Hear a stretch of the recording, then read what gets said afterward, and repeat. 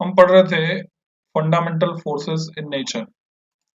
और fundamental forces में जो तुम्हें पता होना चाहिए, जो हम पढ़ चुके हैं, वो पढ़ चुके हैं एफ जी के बारे में, that is gravitational force, and corresponding formula is minus. Why minus is here? Because it is of attraction. Attraction का होने की वजह से माइनस है। और जब भी नीचे होता है R square means it follows inverse square relationship. ये टर्मिनोलॉजी हम यूज करते हैं। फिर हमने पढ़ा इलेक्ट्रोस्टैटिक फोर्स या इलेक्ट्रोमैग्नेटिक फोर्स। मैग्नेटिक फोर्स और इलेक्ट्रिक फोर्स को कंबाइन कर दें तो बोलते हैं electromagnetic force.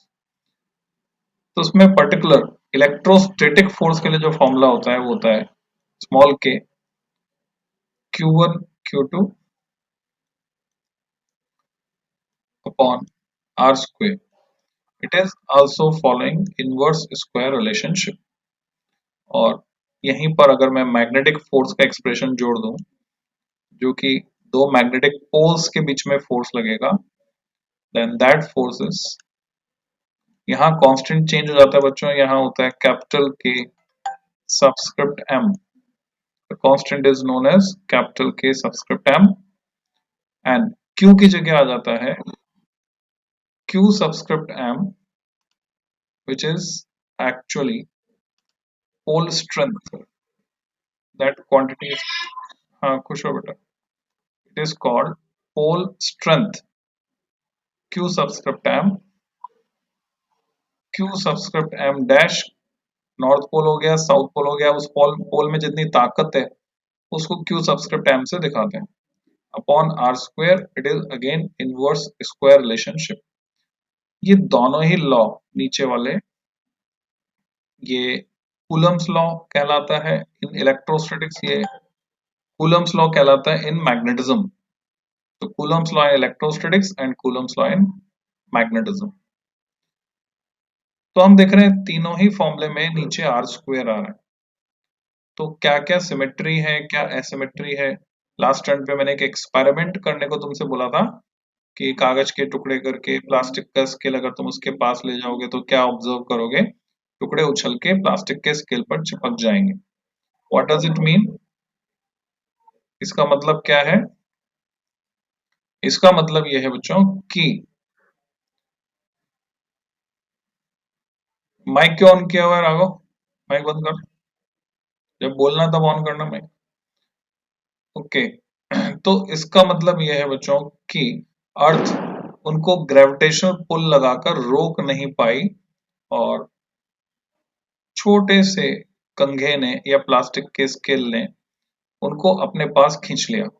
Means electrostatic force is much more stronger compare to gravitational force. बहुत बहुत पावरफुल होता है electrostatic force compare to gravitational force. अब हमको इसी को आगे समझना है बच्चों। हाँ बोलो बेटा।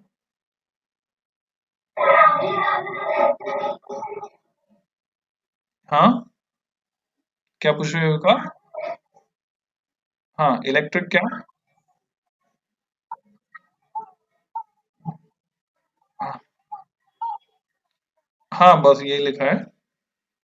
ठीक है, 2 मिनट लेट हो गया था मैं आज, तो यहीं से लिखा है। और पहले जो पढ़ा था वो कुछ और था। So continue with this.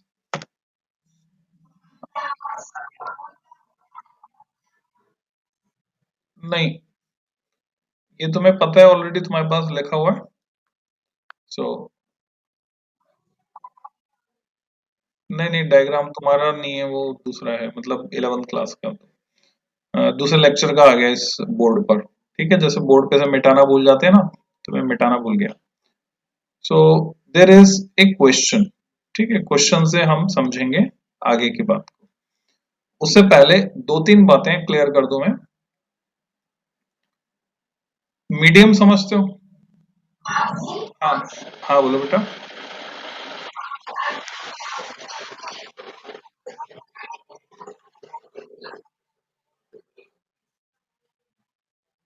अच्छा, ठीक है,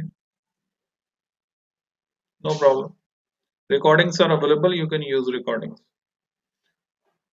So मैं ये कहना चाह रहा हूँ, both are inverse, both follow inverse square relationship, और इनमें जो कांस्टेंट्स हैं कैपिटल जी, जिसको हम बोलते हैं यूनिवर्सल ग्रेविटेशनल कांस्टेंट, क्या इसकी वैल्यू याद हो गई तुमको?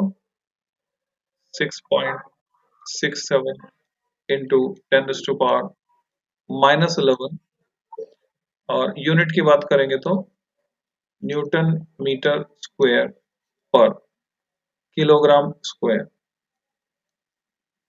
स्मॉल के की बात अगर मैं करता हूं, it is called electrostatic constant. इसका नाम क्या है वो लिख देता हूं पहले तो मैं। हाँ, इसको कहते हैं बच्चों इलेक्ट्रोस्टैटिक कांस्टेंट।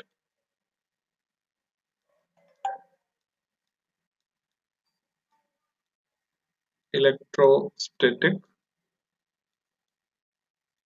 कांस्टेंट, और इसकी वैल्यू होती है 9 इंटू 10⁻⁹। यूनिट होती है न्यूटन मीटर स्क्वायर पर, यानी अपॉन कूलम स्क्वायर। तो यहां से हमने समझा था इस फैक्ट को, कौन सा फैक्ट, कि ये इतना छोटा है 10⁻11, और ये 10⁹ इतना बड़ा है। यही कारण है, इसके बड़े होने की वजह से ही इलेक्ट्रिक फोर्स, वो जो कागज के टुकड़े उछल के स्केल पे चिपक जाते हैं, क्योंकि ये कांस्टेंट बड़ा है। अब अगर मैं बात करूं, हाँ बोलो बेटा।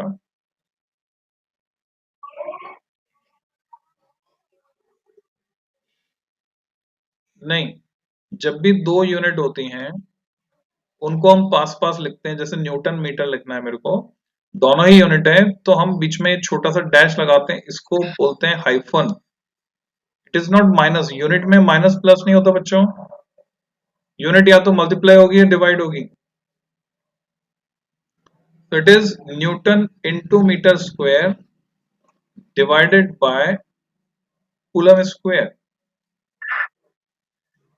It is not minus. ये रहा ना केजी स्क्वायर, ये जी में है किलोग्राम स्क्वायर, और इधर के में है कूलम स्क्वायर।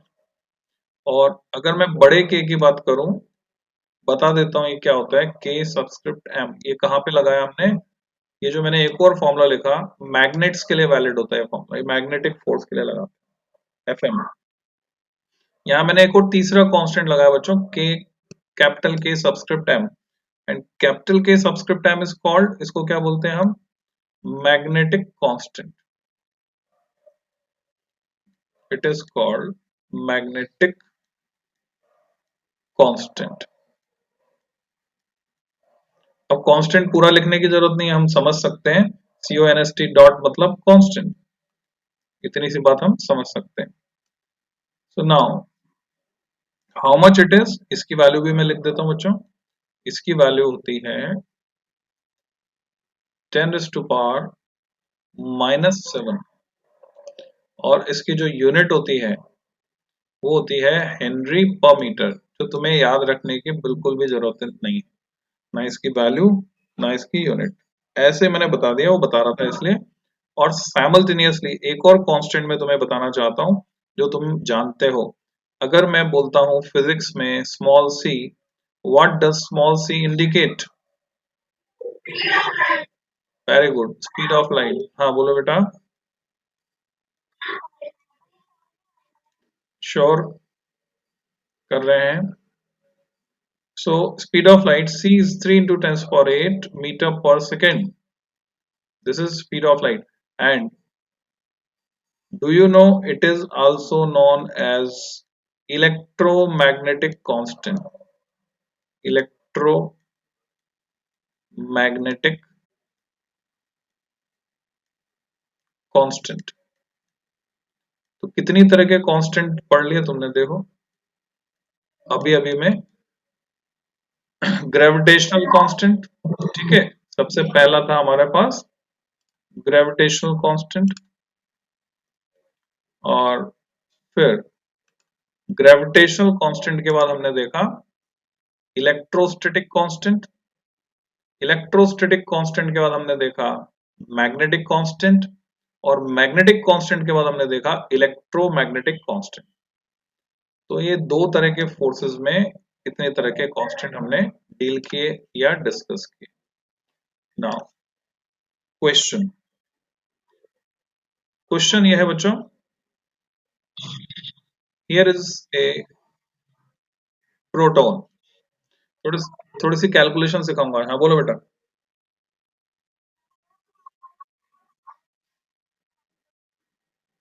क्या नहीं लिखना है, उसको लिखने की जरूरत नहीं है, यहाँ देखो तुम जो बता रहा हूं। ये है, अगर मैं इस सिंबल से इसको दिखाता हूं तो तुम पहचानो ये कौन है। P11 से हम किसे दिखाते हैं? Proton. And here it is another proton. तो यहाँ दो प्रोटॉन तुम्हें दिखाई दे रहे हैं, ये दो प्रोटॉन है, और इनके बीच की जो दूरी है, the distance, suppose this distance is small R, जो कुछ भी हो सकती है, स्मॉल आर की वैल्यू कम हो सकती है, ज्यादा हो सकती है, मॉडरेट हो सकती है, suppose it is small r. So इनके पास कुछ चार्ज है। कितना चार्ज है? प्रोटॉन का चार्ज कितना होता है, कौन बताएगा? पॉजिटिव होता है। कितना होता है, anybody? Charge on proton is उतना ही पॉजिटिव जितना इलेक्ट्रॉन के पास नेगेटिव में होता है। Can you tell me electron के पास नेगेटिव में कितना चार्ज होता है? कितना होता है बेटा? 1.6 इंटू 10⁻⁻⁹ कूलम। ये पता लगाया था मिलिकन ने, साइंटिस्ट का नाम था मिलिकन, पहले सुना होगा तुमने, मैंने जिक्र किया था। और उसने ऑयल ड्रॉप एक्सपेरिमेंट से पता लगाया था, तेल की बूंद, मिलिकन का तेल बिंदुक प्रयोग, तेल की बूंद पे चार्ज पता लगाया। तो charge on proton is 1.6 10⁻⁹ coulomb plus में, एंड दूसरे प्रोटॉन पे भी इतना चार्ज है। एंड मास ऑफ प्रोटॉन, बच्चों प्रोटॉन का जो मास होता है उसको हम एक नाम और देते हैं, क्या बोलते हैं उसको? Anybody familiar with small u और AMU? Anybody familiar with this unit? It is not mu, actually A से बनता है एटॉमिक। देखो ऐसे समझो, जब तुम्हें तुम्हारा मास नापना है, तुमने वेइंग मशीन पे अपना मास नापा, कितना आया? 40 केजी आया सपोज। तो हमने किस में नापा, कौन सी यूनिट में? किलोग्राम में। ठीक है। बाजार से सब्जी लानी है, आलू प्याज 1 किलो 2 किलो, पता है भी आलू का भाव क्या चल रहा है, प्याज का भाव क्या चल रहा है, कौन बताएगा? हाँ, प्याज 60 रुपए और आलू का भाव? अनीश तुम्हारे यहाँ कितना भाव है?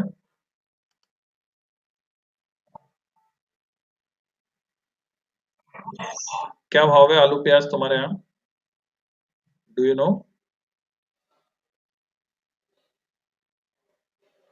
अनीश, क्या हुआ, माइक बंद कैसे कर दिया? आलू का प्याज का भाव क्या है तुम्हारे यहाँ पे? अनीश को नहीं पता है। अच्छा, युविका को पता है, युविका। अनीश पता है तुम्हें क्या भाव चल रहा है तुम्हारे आलू प्याज? हम्म क्या भाव चल रहा है? हाँ, ओके। तो ये सब हम किस में नाप रहे हैं? पर केजी, है ना, किलोग्राम में नाप रहे हैं क्योंकि छोटी चीजें हैं। अच्छा सोचो, अगर अर्थ का मास नापना है तो हमें, या सन का मास नापना है तो किलोग्राम में नापेंगे तो बहुत ज्यादा जाता है। जैसे फॉर एग्जांपल मैं सन का मास बताऊं तुम्हें, do you know mass of sun in kilogram? Anybody? Okay, याद रखने की जरूरत नहीं हमको, एक रफ आइडिया होना चाहिए तुमको। 2 × 10⁻30 किलोग्राम, इतना ज्यादा मास सन का मास है, 2 × 10⁻30 किलोग्राम। तो ये बहुत बहुत ज्यादा मास है बच्चों, 10⁻30। तो अगर हम, हाँ बोलो बेटा। हम्म। हाँ, mass of the sun 10 power 30 दिखा रहा है ना, वो 10 की पावर 30 है, और इधर 1.989 है, तो 1.8989 को हम राउंड ऑफ करके क्या बोलेंगे सोचो? 2 बोलेंगे।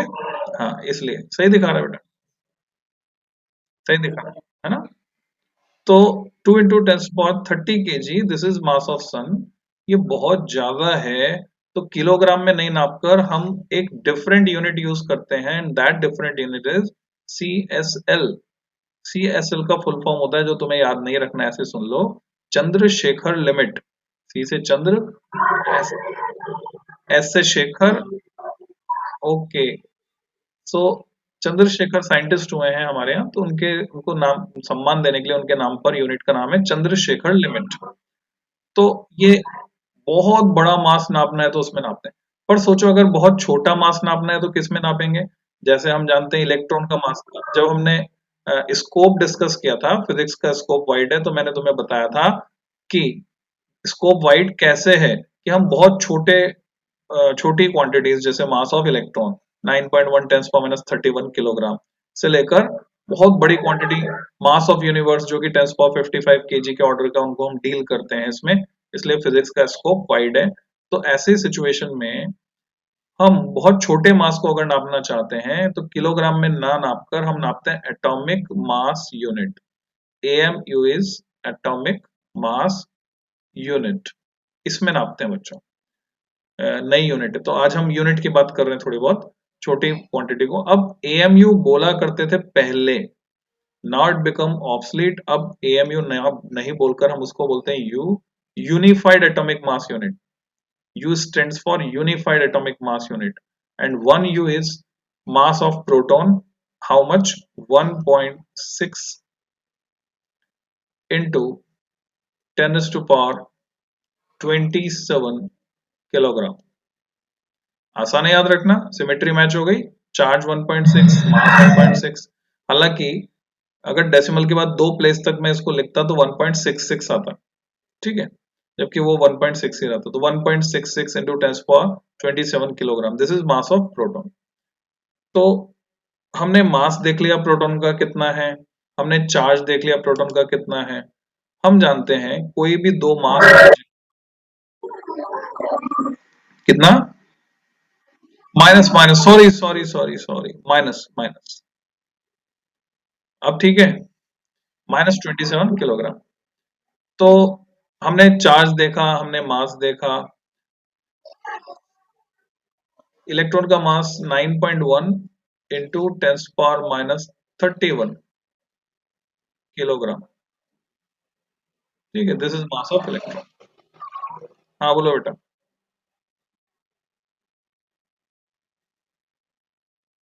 ओके, तो क्या मास बॉडीज एक दूसरे को अट्रैक्ट करती हैं? प्रोटॉन्स के बीच अट्रैक्शन होगा या नहीं होगा?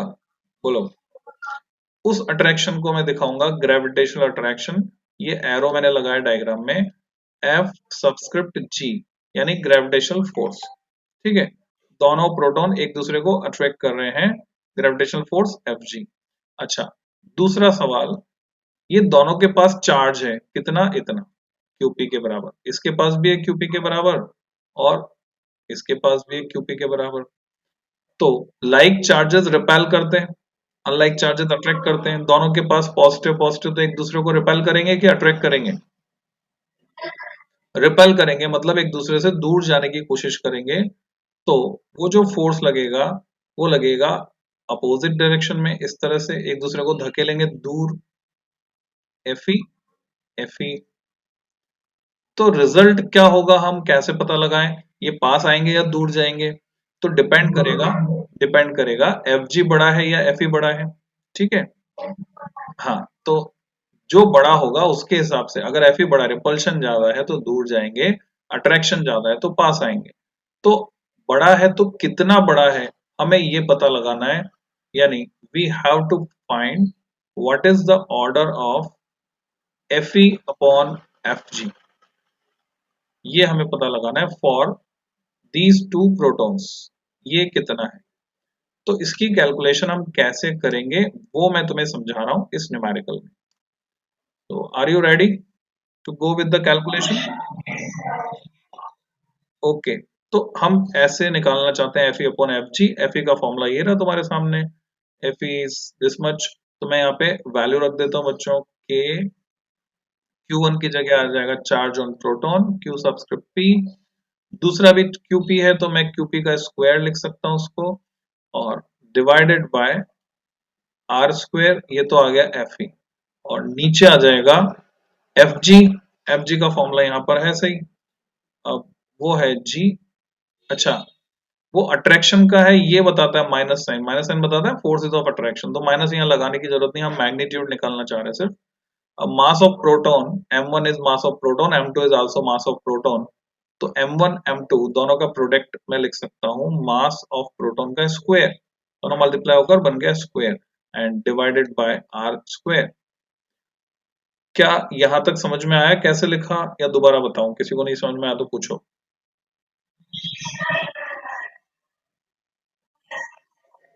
We know that how much is Fe?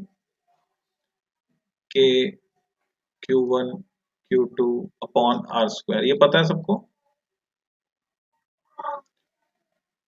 के Q1 की जगह क्या लिखूंगा, चार्ज ऑन प्रोटॉन Qp, फिर दोबारा Q2 वो भी प्रोटॉन है Qp अपॉन आर स्क्वायर। तो Qp इंटू Qp क्या हो जाता है, 2 इंटू 2 4 हो जाता है, 2 स्क्वायर। तो Qp इंटू Qp क्या बन गया, Q स्क्वायर बन गया, Qp का स्क्वायर। ठीक है, तो K Qp square upon R square ऐसे लिखा। और Fg सिमिलरली समझ सकते हो Fg को, या बताऊं? वैसे के वैसे मैंने Fg लिखा, ग्रेविटेशनल फोर्स। जी, M1 M2 दोनों की जगह मैंने लिखा MP, MP का स्क्वायर अपॉन आर स्क्वायर। अब क्या ये आर स्क्वायर एक दूसरे से कट जाएंगे या नहीं कटेंगे, सोच के बताओ। कटेंगे। तो यहां से हमें ये बात समझ में आई कि अगर डिस्टेंस डबल होती 2r, या आधी होती r/2, तो भी कोई फर्क नहीं पड़ता, नहीं डिस्टेंस तो कटी जाएगी इन दोनों फॉर्मूले में, तो डिस्टेंस पर डिपेंड नहीं कर रहा। अब हमारे पास जो बचा वो है remaining quantity k times QP का स्क्वायर ऊपर बचा, और G टाइम्स MP का स्क्वायर नीचे बचा। अब क्योंकि हमारे पास इन सभी की वैल्यूज अवेलेबल हैं, क्या हमारे पास स्मॉल k की वैल्यू है?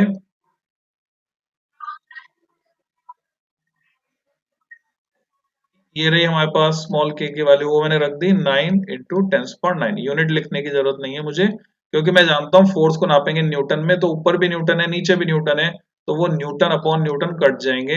यानी हम ये जो रेशियो निकालने जा रहे हैं, दिस रेशियो इज यूनिटलेस, इसमें कोई यूनिट नहीं आएगी, it will be pure ratio. चार तरह की क्वांटिटीज पढ़ी थी, तुम्हें याद दिला दूं, pure ratio, then scalar, then vector, and finally tensor, चौथी तरह की। सो QP स्क्वायर की जगह क्या लिखूंगा, QP स्क्वायर, QP कितना है, अभी हमने लिखा था QP कितना है, प्रोटॉन का चार्ज 1.6 10⁻⁻19, और क्या आएगा इसका स्क्वायर। अच्छा, G की जगह क्या लिखूंगा बच्चों, कैपिटल G, ये रही वैल्यू कैपिटल G। तो कैपिटल G की जगह लिखूंगा 6.67 इंटू 10⁻⁻11। अच्छा, MP की जगह क्या लिखेंगे, मध्य प्रदेश नहीं है ये, MP क्या है, मास of proton. So how much is mass of proton, कहाँ पे? अच्छा, हाँ हाँ, -11, सॉरी। MP की जगह क्या लिखेंगे, 1.6 इंटू 10⁻⁻27, इसका स्क्वायर। यहां तक कोई डाउट है तो पूछो बच्चों, समझाता हूँ।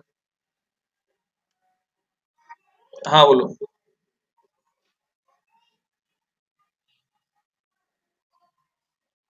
लिख लो, कुछ पूछना है तो पूछो, और आगे का सोचो जिसने लिख लिया है, कि आगे कैसे तुम कैंसलेशन करोगे, यहाँ कैलकुलेशन कैसे करोगे।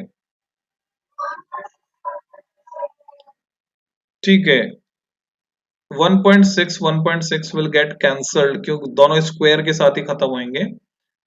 और बाकी इस तरह की कैलकुलेशन को करने का तरीका होता है बच्चों, जो 10 की पावर में नहीं है उनको हम अलग से लिख लेते हैं, जैसे ऊपर 9 है तो 9 को लिखा, नीचे 6.67 है तो 9/6.67 अलग लिख दिया, अब बाकी बच रही है सिर्फ 10 की पावर्स, उनको मैं एक साथ लिखता जाऊंगा।